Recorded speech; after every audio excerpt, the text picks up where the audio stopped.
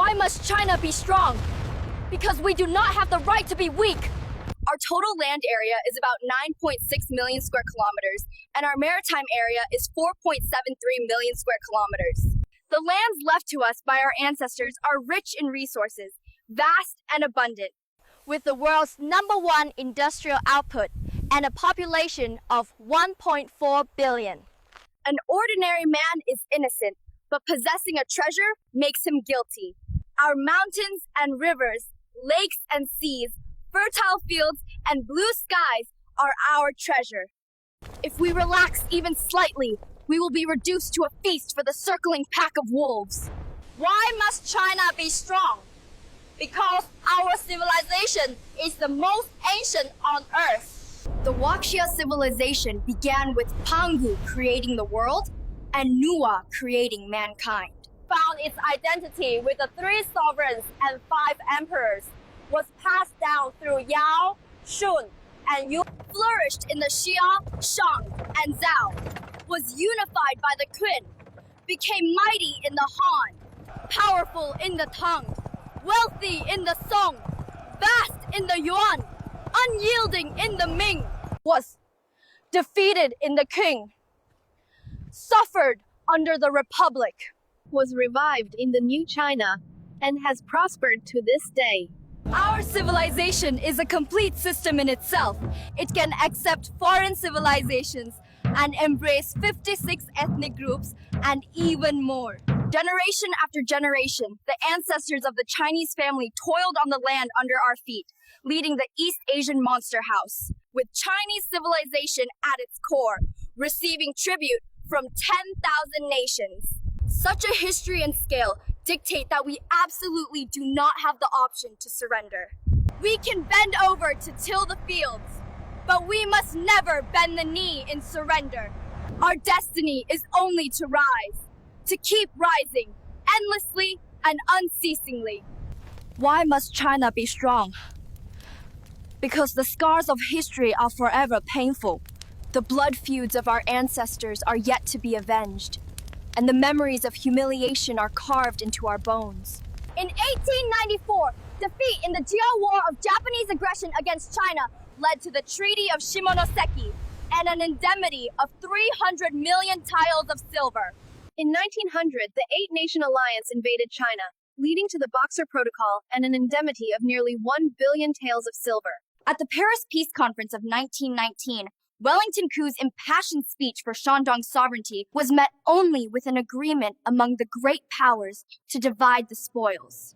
In 1931, in the Northeast, Japan arbitrarily framed the Northeastern Army for sabotaging the railway, launching a war of aggression against China that caused 35 million compatriots to be killed or wounded, lasted for 14 long years, and brought almost all of China to the brink of collapse. And in the history museums of the West, historical artifacts representing China's brilliant civilization, which they plundered from China, remain unreturned to this day. A weak country has no diplomacy, the weak do not deserve to speak. Even the lives, property, and dignity of the weak are not worth mentioning. In the 1993 Yinhai incident, the United States, on trumped-up charges, forcibly inspected our cargo ship on the high seas. During the 1996 Taiwan Strait crisis, 2 U.S. aircraft carrier strike groups forced their way into the Taiwan Strait. We moved land artillery onto our naval vessels. If firepower was insufficient, we added tanks. If warships were not enough, we used fishing boats. If accuracy was lacking, we would just get closer to fight. In 1997, the U.S. F-22 had its maiden flight, leaving our J-8 a full 3 generations behind. A tragic, extreme 8-for-1 tactic was proposed. Sacrifice 8 of our fighters to deplete an F-22's missiles, just to give a J-8 one nearly impossible attack opportunity. In 1999, NATO, led by the United States, brazenly bombed our embassy in Yugoslavia, killing 3 Chinese journalists on the spot.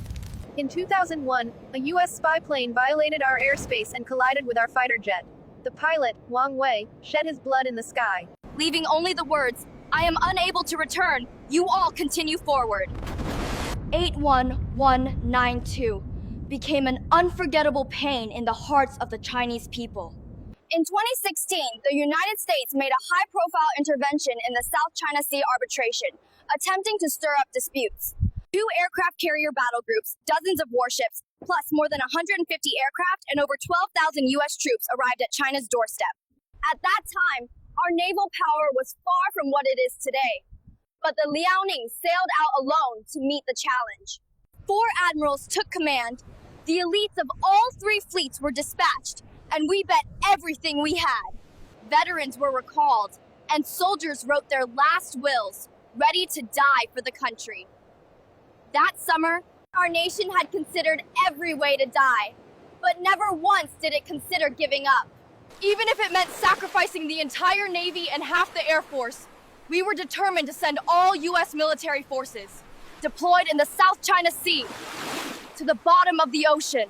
Therefore, if you are backward, you will be beaten. If you are weak, you will be bullied. So, we have no other choice. Get stronger. Stronger. And even stronger.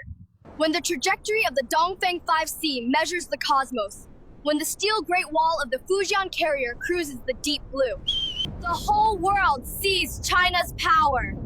From intercontinental missiles that cover the globe, to the launch of the Asteroid Impact Defense Plan. From the J-20's steep vertical climb, to the Type 05D5 large destroyers patrolling the 4 seas, our motherland has turned science fiction into reality. Back then, our decks were filled with land artillery, and we were mocked by the world. Today, our decks are empty, yet they are silent as cicadas in winter. In the past, we only had a will of steel. Now, our steel also has a will. Only those who are good at fighting can stop a war. We must be strong. The range of a missile is an eternal truth. Only when our weapons are more advanced will those who covet what is ours become quieter. If we were not strong enough, the machinations of the Russo-Ukrainian war would fall upon us. The United States and NATO would use war to drag us down. If we were not strong enough, Russia's iron tide would sweep across the 1 million square kilometers of fertile soil and the endless forest and mineral resources of the Northeast. If we were not strong enough, the Indians would ascend to the roof of the world, aim tens of thousands of artillery pieces at our heartland and the land of abundance. And the fertile plains of Guangdong would be turned to ruins within months. If we were not strong enough, the South China Sea would be devoured by surrounding countries. Those islands would become unsinkable aircraft carriers of other nations, stabbed into our heart. It's still that same saying.